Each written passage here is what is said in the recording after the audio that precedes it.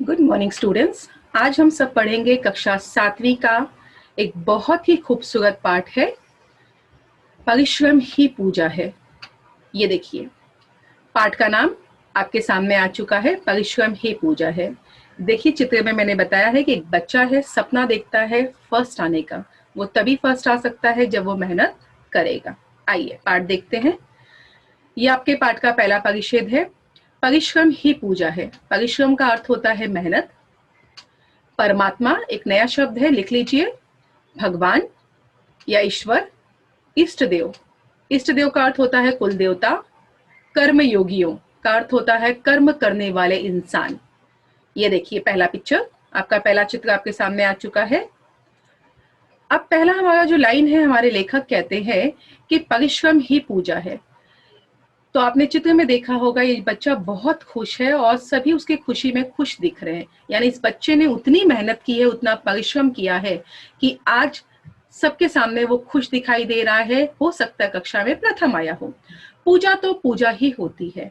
अब लेखक का मानना है कि पूजा कई तरह के होते हैं, जैसे पूजा परमात्मा की होती है, इष्ट देव की होती है। ये देखिए, परमात्मा मतलब हमारा भगवान यानी कि ईश्वर, जो हम घर में भगवान की पूजा करते हैं और मंदिर में भी जाके करते हैं। इष्ट देव की होती है। ये देखिए, इष्ट देव का अर्थ होता है आपके कुल देवता, जो पीढ़ी दर पीढ़ी मंदिर में जाकर आपके दादा परदादा, आपके डैडी लोग पूजा करते थे जिस भगवान की, उन्हें कहा जाता है कुल देवता। तो लेखक का मानना है कि पूजा हम घर में बैठे भगवान की भी कर सकते हैं, मंदिर में जाके अपने इष्ट देव की भी कर सकते हैं, या फिर पूजा हम अपने कर्म की भी कर सकते हैं, जैसे इस बच्चे ने किया। इसका कर्म था अच्छे से पढ़ना, ये अच्छे से पढ़ा इसीलिए क्लास में अव्वल आया है। इस पर विचार अलग अलग हो सकते हैं, किंतु इसमें दो राय नहीं कि पूजा आलस्य मन नहीं होना चाहिए। तो लेखक का मानना है कि पूजा कई तरीके के होते हैं। कुछ लोग अपने कर्म को पूजा मानते हैं, कुछ लोग भगवान की पूजा को पूजा मानते हैं। लेकिन लेखक का मानना है कि आपको जैसी पूजा करनी है कीजिए, लेकिन पूजा में कहीं भी आलस्य नहीं आना चाहिए, यानी कि कामचोरगिरी नहीं दिखानी है आपको। बड़े बड़े कर्म योगियों ने कर्म को ही पूजा माना है। ये देखिए, एक चित्र दिखाती हूँ। ये देखिए, ये है हमारे साधु संत। माना जाता है कि पहले के जमाने के जो हमारे साधु संत हुआ करते थे, वो अपने कर्म को ही अपना पूजा मानते थे। यानी उनका कर्म था, जो ज्ञान उन तक है वो ज्ञान अपने आने वाली पीढ़ी तक पहुंचाना। इसीलिए जो पहले के गुरु हुआ करते थे, संत होते थे, उन्हें जितना भी ज्ञान होता था वो सभी ज्ञान वो अपने इस तरह से छात्रों में बांट दिया करते थे। बड़े बड़े कर्मयोगियों ने कर्म को पूजा माना है। चिंतन की भी राष्ट्र को आवश्यकता होती है। लेखक का मानना है कि चिंतन करना भी बहुत जरूरी है, यानी सोचना भी बातों पे जरूरी है, परंतु वास्तव में परिश्रम की आवश्यकता इससे कहीं ज्यादा अलग होती है, या इससे कहीं ज्यादा होती है।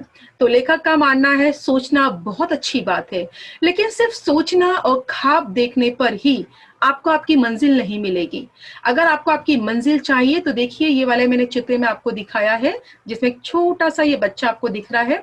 यहाँ भी इस बच्चे ने यही संदेश दिया है कि अगर सफलता पानी है तो मेहनत करना बहुत जरूरी है। इसीलिए हमारे लेखक ने इस पूरे परिच्छेद में बताया है कि पूजा हम बहुत तरीके से कर सकते हैं, लेकिन हमें चाहिए कि जो हमारा कर्म है हम उसकी पूजा करें, उस पर मेहनत करें। जब हम अपने कर्म करेंगे, अपने लक्ष्य पे मेहनत करेंगे, तो ही जाके हमें हमारी सफलता मिलती है। और सोचने से ज्यादा मेहनत करना बहुत ज्यादा जरूरी होता है। तो इस तरह से यहाँ पे हमें मेहनत करने की सीख मिलती है। अगला पैराग्राफ देखते हैं। ये देखिए, निसंदेह। निसंदेह का मतलब होता है बिना शंका के। पतन, पतन का अर्थ है नीचे गिरना या बुरा वक्त आना। आलस्यो, आलस्यों का मतलब होता है कामचोरगिरी दिखाना। मनुष्याणा, मनुष्याणा का अर्थ होता है इंसान। ये संस्कृत के शब्द हैं आपके। शरिस्थो, शरिस्थो का मतलब होता है शरीर।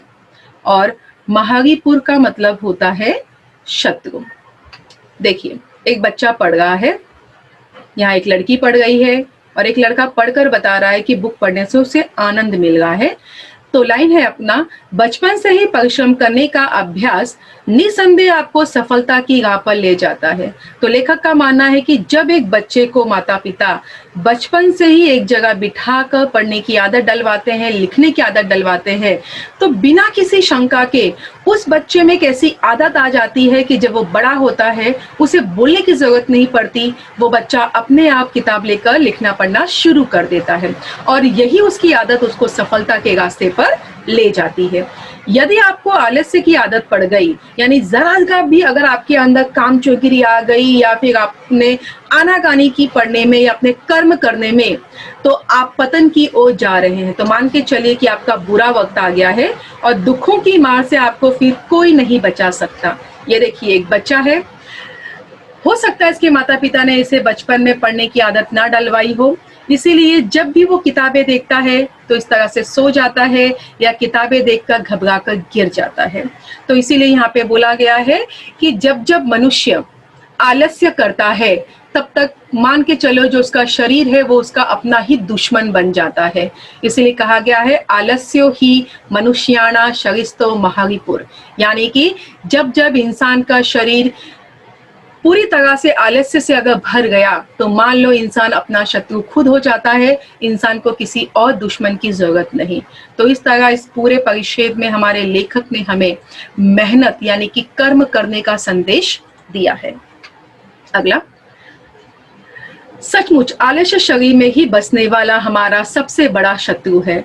संत कबीर केवल भक्त या संत ही नहीं थे, वह अपने हाथ से कपड़ा भी बुनते थे, वह परिश्रम को ही पूजा मानते थे।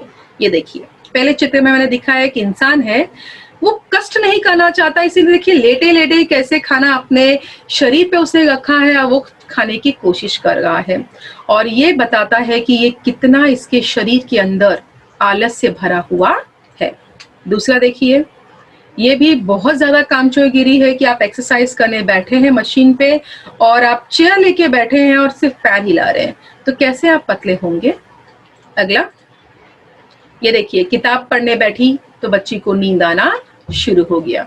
तो ये तीनों ही जो क्रियाएं हैं ये बता रहा है कि इंसान कितना आलस्य से भरा हुआ है, और इसी आलस्य को हमारे लेखक ने कहा है कि हमें दूर करना है, क्योंकि ये आलस्य हमारा सबसे बड़ा दुश्मन होता है।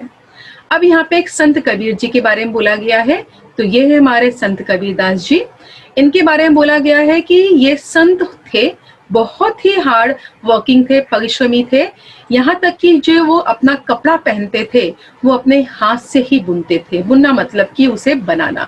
तो आप चित्र में देख सकते हो कि हमारे संत कबीर जी संत होते हुए भी वो अपने जो काम है वो स्वयं करते थे, वो किसी पे आश्रित नहीं थे, यानी कि निर्भर नहीं थे। और वहीं हम इंसान अपने हर काम के लिए मशीनों पर या दूसरों पर या भाग्य पर निर्भर रहते हैं, सोचते हैं कि भाग्य में वो होगा तो हो जाएगा, या भगवान ने चाहा उनकी पूजा हम करेंगे तो भगवान फ्री में हमारा काम कर देंगे। तो ऐसा कुछ नहीं होता। भगवान भी कहते हैं कि पहले तू कर्म कर तो फिर मैं तेरा साथ दूंगा, अगर तू कर्म ही नहीं करेगा तो मैं तेरा साथ कैसे दे सकता हूं। अगला, निष्फल का अर्थ होता है बेकार। परिश्रम शारीरिक ही नहीं, मानसिक और बौद्धिक परिश्रम भी होते हैं। शारीरिक परिश्रम यानी कि शरीर के द्वारा किया गया हार्ड वर्क। ये देखिए एक मजदूर है, ईंटों को ढोने का यानी कि लाने ले जाने का काम कर रहा है, बहुत ताकत लगती है इसमें और शरीर वाली ताकत लगती है। दूसरा, ये देखिए एक कड़िया है, यानी कि एक मजदूर है, कहीं तो वो घर बना रहा है और ईंटें लगा रहा है, इसमें भी बहुत हार्ड वर्क लगता है। अब ये देखिए ये बढ़ई है, यानी कि कारपेंटर, ये क्या कर रहा है तो लकड़ी का फर्नीचर बनाने की कोशिश कर रहा है। तो ये तीनों ही काम जो मैंने दिखाया है, ये तीनों ही काम में इंसान का शारीरिक यानी कि शारीरिक जो कष्ट होता है वो बहुत ज्यादा लगता है, यानी कि फिजिकल वर्क इसमें बहुत ज्यादा लगता है, बहुत ज्यादा हमें इसमें प्रेशर देना पड़ता है, ताकत लगानी पड़ती है। और वही लेखक का मानना है कि दूसरी तरफ मानसिक और बौद्धिक श्रम भी होता है। मानसिक और बौद्धिक श्रम का मतलब होता है, ये देखिए फोटो में जैसे मैंने दिखाया है कि एक इंसान ऑफिस में बैठा है, ये देखिए कितने सारे फाइल्स और पेपर उसके पास है, उसे ये सब कंप्लीट करना है। तो जो काम हम दिमाग से करते हैं, जिसमें दिमाग बहुत ज्यादा खर्च करते हैं, उसे कहते हैं मानसिक और बौद्धिक कष्ट। दूसरा देखिए, अब यहाँ बोला गया है कि उसे मालूम होता है कि परिश्रम का फल मीठा होता है। चाहे इंसान इस तरह का शारीरिक कष्ट करे या इंसान इस तरह का मानसिक कष्ट करे, इंसान को ये बात एक पता होती है कि परिश्रम का फल मीठा होता है।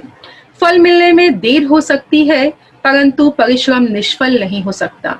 ये देखिए, मैंने रेगिस्तान में एक इंसान को दिखाया है। ये अपनी मंजिल की तलाश कर रहा है, हो सकता है रास्ता भूल गया हो, लेकिन इस इंसान को इतना पता है कि बहुत बड़ा है रेगिस्तान, लेकिन वो जानता है, उसमें इतना आत्मविश्वास है कि वो अपनी मंजिल यानी कि रास्ते को ढूंढ लेगा और रेगिस्तान से निकलकर वो एक दिन अपने घर जरूर जाएगा। तो यहाँ वही बोला गया है कि जो इंसान मेहनत करता है उसे ये बात पता होती है कि मेहनत का फल मीठा होता है, और जो इंसान मेहनत नहीं करता उसे पता ही नहीं होता कि मेहनत का फल कैसे होता है। ये देखिए, मैंने एक महिला दिखाई है, एक औरत को, जो चाहे घर का काम हो, चाहे ऑफिस का काम हो, चाहे कोई भी काम हो, किसी भी काम से वो आनाकानी नहीं करती। मान के चलेंगे आप लोग की मम्मी है, तो आपकी माँ किसी भी काम में बेटा देखेंगे आप लोग तो कामचोगिरी नहीं दिखाती है। माँ सुबह से उठती है, रात तक, जब तक आप सभी नहीं सो जाते माँ तब तक जागती है, और आप सभी के सोने के बाद सोती है और आपके जागने से पहले जाग जाती है। और माँ हमेशा काम करती है, क्योंकि माँ को पता है कि वो ये काम अपने अपनों के लिए कर रही है, अपने घर वालों के लिए कर रही है, और उसे पता है कि उसका किया गया ये काम कभी भी बेकार नहीं जाएगा। एक ना एक दिन उसके काम की कद्र उसके घर वाले अवश्य करेंगे। तो इस तरह से इस परिच्छेद में यानी कि पैराग्राफ में बताया गया है कि दो प्रकार के काम होते हैं। एक होता है शरीर वाला काम, एक होता है दिमाग वाला काम। चाहे शरीर का काम हो, चाहे दिमाग का काम हो, लेकिन इंसान को दोनों ही काम करना चाहिए और दोनों ही काम में हमें सफलता जरूर मिलती है।